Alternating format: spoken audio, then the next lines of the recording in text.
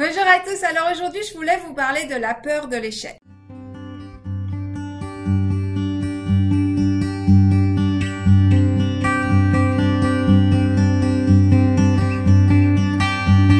Alors je voulais parler de ce sujet parce que c'est quand même quelque chose qui revient très souvent, c'est une question que l'on me pose souvent, c'est une question qui est facilement abordée dans les ateliers régulièrement, c'est quelque chose que les gens expérimentent très souvent, peur de l'échec, peur du succès, mais aujourd'hui on va se faire le focus sur la peur de l'échec. En général les gens, s'ils savent pas faire bien tout de suite, il y a ce côté où on a besoin d'avoir tout de suite, d'être parfait tout de suite, de remplir un contrat tout de suite, etc. Mais le problème, c'est que en pensant comme ça, on se limite tout simplement et on s'empêche de grandir et d'évoluer. Il faut savoir que si, quand vous étiez enfant, vous aviez abandonné du moment où vous avez essayé de vous mettre, de tenir par exemple le rebord du canapé pour pouvoir faire votre premier pas, si vous aviez abandonné parce que ça n'a pas marché du premier coup, peut-être que vous êtes tombé, peut-être que vous n'avez pas réussi à attraper la barre, bref, regardez les enfants autour de vous, ils s'abandonnent pas, ils ont pas peur de l'échec. Et nous, en tant qu'adultes, ce qu'on fait, c'est qu'on les encourage. Et c'est parce qu'on les encourage que justement, ils arrivent à aller plus loin, ils arrivent à évoluer, donc à parler, à faire des phrases et à marcher. Donc cette partie-là, on l'a un petit peu oubliée. Pourtant, on l'a fait, on est passé par là. Et en fait, quand on devient adulte, c'est comme si on disait, maintenant, il faut que tout passe du premier coup, il faut que tout marche dès la deuxième, troisième fois, sinon c'est que je suis pas bon, c'est que je suis nul. Et ça, c'est une grossière erreur. Parce qu'en faisant cela, vous vous empêchez d'évoluer, vous vous empêchez de progresser, vous vous empêchez d'atteindre vos objectifs et d'atteindre vos rêves tout simplement. Je vais vous montrer mon exemple. En fait, il faut savoir que j'avais pas destiné cette chaîne du tout à là où elle en est aujourd'hui. À la base, j'ai commencé cette chaîne pour assumer le fait que je suis une médium depuis l'enfance et c'était pour assumer toutes ces parties de ma personne que je n'assumais pas pendant très longtemps. Le fait d'avoir commencé cette chaîne, ça a été le cas. Je voulais arrêter cette chaîne du moment où moi j'ai exposé la chose. J'avais fait un direct il y a 3 ans de cela à peu près, et donc durant le direct, en fait, on m'a demandé est-ce que j'allais continuer cette chaîne ou pas. Et au moment où on m'a posé la question, mes guides m'ont répondu de suite que je devais continuer parce que je devais apporter plus de choses à certaines personnes qui ont justement pu bénéficier des différentes choses avec moi. Donc du coup, j'ai continué cette chaîne. Je n'ai toujours pas d'objectif particulier pour cette chaîne. Je fais que transmettre des choses que j'aime, voilà, ma passion tout simplement, et suivre ce que mes guides me recommandent, sachant que je n'y suis pas attachée particulièrement au fait d'avoir cette chaîne.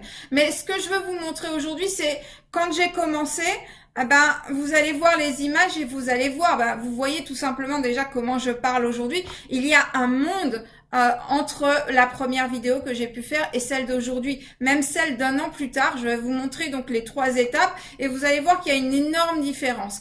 Donc, le voyage astral, il faut savoir que l'on en fait tous, sans exception. Il n'y a pas besoin d'être médium confirmé pour le faire. Il n'y a pas besoin d'être une voyante.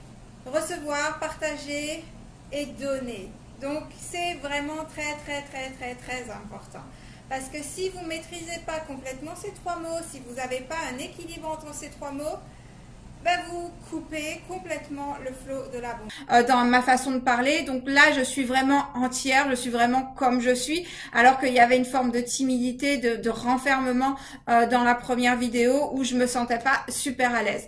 Donc, en fait, on évolue en permanence. Donc, si vous avez un projet, si vous avez envie de faire quelque chose de spécifique, si c'est quelque chose qui vous tient à cœur, si vous savez que ça apporte de bonnes choses aux autres, si vous savez que ça vous apporte ne serait-ce qu'à vous-même de bonnes choses et que ça ne fait de mal à personne à côté, mais faites-le.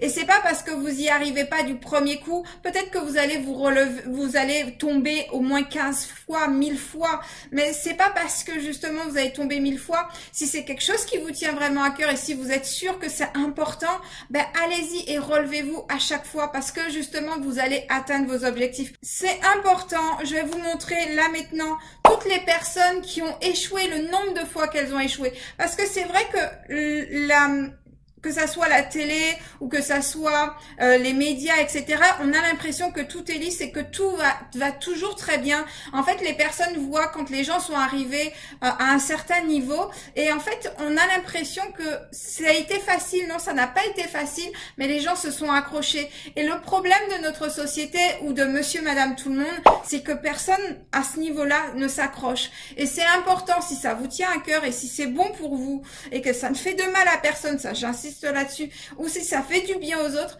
mais allez-y et insistez, trouvez d'autres solutions, ne restez pas bornés sur une façon de faire. C'est comme un enfant qui apprend à marcher, on ne fait qu'évoluer, on ne peut pas régresser. Le seul échec auquel vous allez faire face, c'est celui de ne pas aller au bout de vos rêves, de ne pas aller au bout de vos objectifs, parce que vous avez lâché trop tôt. Donc c'est important de vous donner l'autorisation de ne pas avoir tout du premier coup, de ne pas bien faire du premier coup.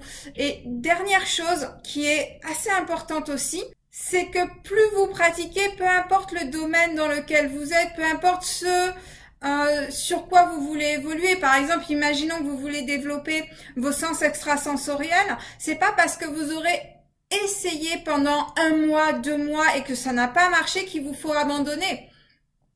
Et justement, c'est plus vous allez pratiquer, plus vous allez justement pouvoir développer, que ça soit vos sens extrasensoriels, par exemple, par rapport au thème ou que ça soit le développement personnel, ou que ça soit une nouvelle technique que vous apprenez, par exemple, en informatique. Peu importe le domaine, ce qui est vraiment important, c'est de persister, de réessayer, de se relever à chaque fois que vous tombez, si c'est quelque chose qui vous tient à cœur. Maintenant, si ça ne vous tient plus à cœur, et attention, là, je parle pas d'orgueil, ça ne vous tient plus à cœur parce que vous y arrivez pas, ça ne vous tient plus à cœur parce que votre cœur ne vous parle plus dans ce sens-là. Mais ok, c'est ok, et vous devez être ok avec ça, et vous ne devriez pas avoir honte. Ce que les autres pensent, ça c'est leur problème. Ce que vous ressentez intérieurement, ça c'est important. Par contre, posez-vous toujours la question, ok, est-ce que mon cœur me dit, maintenant ça y est, je suis prêt à passer à autre chose et je passe à autre chose, ou est-ce que c'est de l'orgueil et dans ce cas-là c'est, bon en fait, je n'y arrive pas, donc je préfère abandonner parce que ça me renvoie une image d'échec.